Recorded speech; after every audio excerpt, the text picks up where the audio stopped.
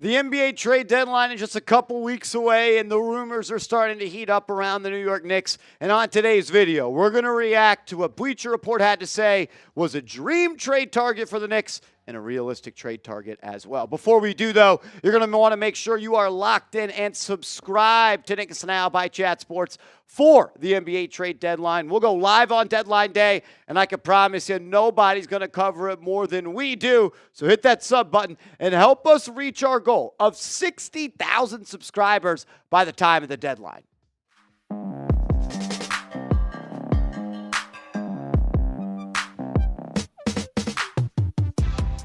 You're watching Knicks Now by Chat Sports. I am your host, Marshall Green. Appreciate everybody for stopping by.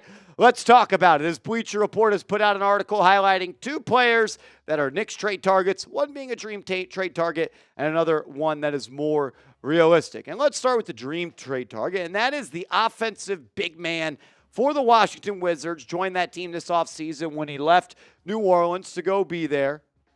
And he is a player the Knicks have had interest in before. He is a player that they could look to make a move for. People have talked about the Knicks being thin at that center position, especially with Mitchell Robinson's injury. But Bleacher Reports calls him a dream trade target, averaging 11-plus points this year, saying this: Valanciunas remains incredibly productive, even in a limited role. The 32-year-old is posting 21.1 points, 14.7 rebounds, 4.1 assists, a steal, and a block per 36 minutes of play this season, and will be a strong backup for the New York Knicks behind Karl-Anthony Towns. Look, the New York Knicks wanted to sign Jonas Valanciunas this summer. That has been well documented. We have been told that, and we know the New York Knicks were interested in going out and making a free agent move for that. But then reportedly OG Anunoby asked for a little bit more money once he heard that Mikal Bridges was going to be traded here, and that took the spending money they wanted to use for Valanciunas away from them. Ian Begley on his show, The Putback on SNY. Check it out. Awesome stuff. Shout out to Ian. He said Jonas Valanciunas is a name to keep an eye on if the Knicks elect to move on from Robinson. So I think what's important there is they're not really all that interested, according to Ian, unless they can move off Robinson. So I'm not going to go out and say that the Knicks are absolutely certain that they want to make a trade for Valanciunas. But if seats have to be shuffled and Robinson leaves, he could be a center they bring back. And I like what he does on the basketball floor. This is a guy that throughout his career has been a scorer. He averaged 17.8 points per game back in the 2021 season. He is not afraid to go out and put the ball in the basket. And he's still doing it at a pretty solid clip this year, like they mentioned, in a limited capacity. Almost 12 points per game, shooting 55.8% from the field. Hasn't shot the three ball well this year. Hasn't shot the three ball well in the last 2 years. But if you do leave him open, he'll take it, and he can make it as well. Look, when you talk about adding Valanciunas to this squad, I like the idea of it on paper. I think if the Knicks are able to get another big man that puts stress on a defense and can put the ball in the basket and can score in ISO situations, that's going to allow the Knicks to run a more similar offense all game long, because their offense and their philosophy of how to score points really does a 180 when Karl-Anthony Towns in the game compared to when he is not. He's a true floor spacer. And a lot of people think you add a stretch big, it's just going to equal more threes. I disagree. When you add a floor spacer and you add a stretch five, it brings more layups. It brings more backdoor cuts. It opens up the paint. And if you have Jonas Valanciunas on the floor when Cat's not in, paint's going to be open yet again. I don't even hate the idea of sometimes playing them both together. Don't love it for long stretches, but at times it could work. As we know, thanks to the worst CBA in sports, in the NBA now, if you want to make a trade, you got to get really technical with the money. And since the New York Knicks are hard capped at that second apron, they would have to send $10 million or about to Washington to get this trade done. Valanciunas making $9.9 million this year.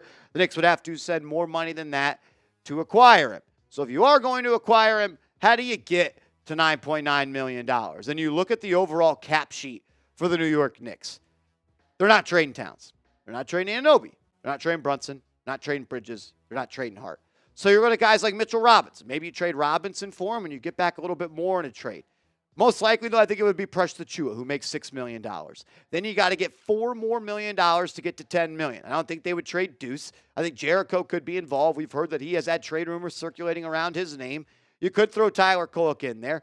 But even if you decide that you want to trade Precious and Jericho Sims, you still need to add more money to the offer that you have. $1.9 million is the exact number. So maybe it is a rookie you have to give up. Maybe it is Kolek. Maybe it is Campaign. Maybe it is Pacome Dadier.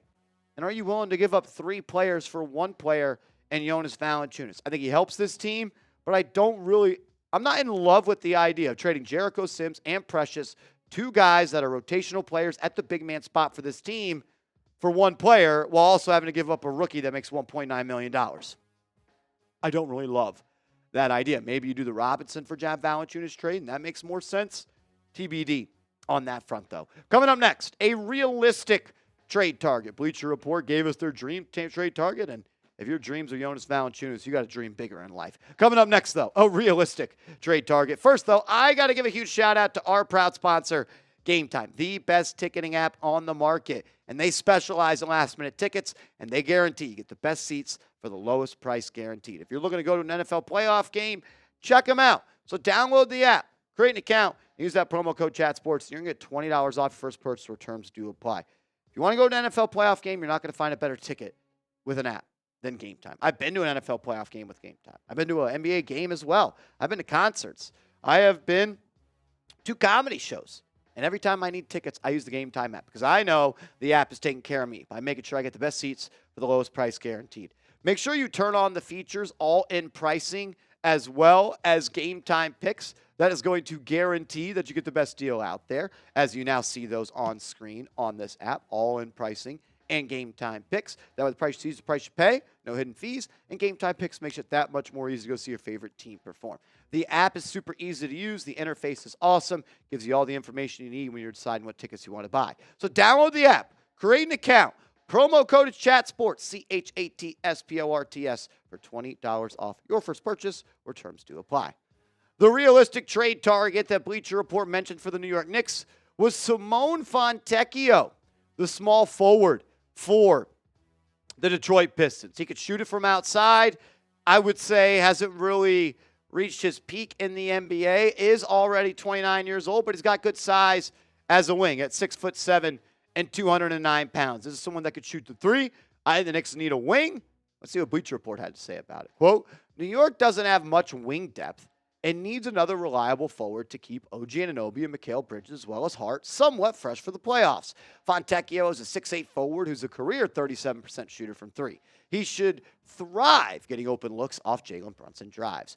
Fontecchio is a 6'8" forward who is a career 37.1 free throw 3-point shooter. So this is a guy that you're looking to add to this team for some more scoring off the bench and for really some minutes relief for some of these wings on this team. Right now, OG Anunoby, Josh Hart, and Mikal Bridges are all in the top 10 of minutes played this year, and I just don't think that's all that sustainable. I think they could use a breather here and there, and I think adding a guy like Fontecchio could make some sense. And at the end of the day, I think the wing need is a bigger need than the big need for the New York Knicks at this moment. I'm not sure, though, Fontecchio is the one I'm going out and saying that's the player the Knicks have to trade for. I don't think Fontecchio is really going to move the needle all that much for the New York Knicks. This year, he's averaging 6.7 points per game, 3 rebounds, less than an assist.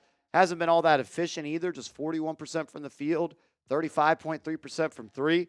Last year, though, when he played for a couple of different teams, he did shoot 40.1% from 3. And if you can get a guy that does that for this squad, that's going to be big. You talk about his catch-and-shoot three-point percentage, which I always think is key when talking about players that join this team, because there's a lot of catch-and-shoot threes to go around.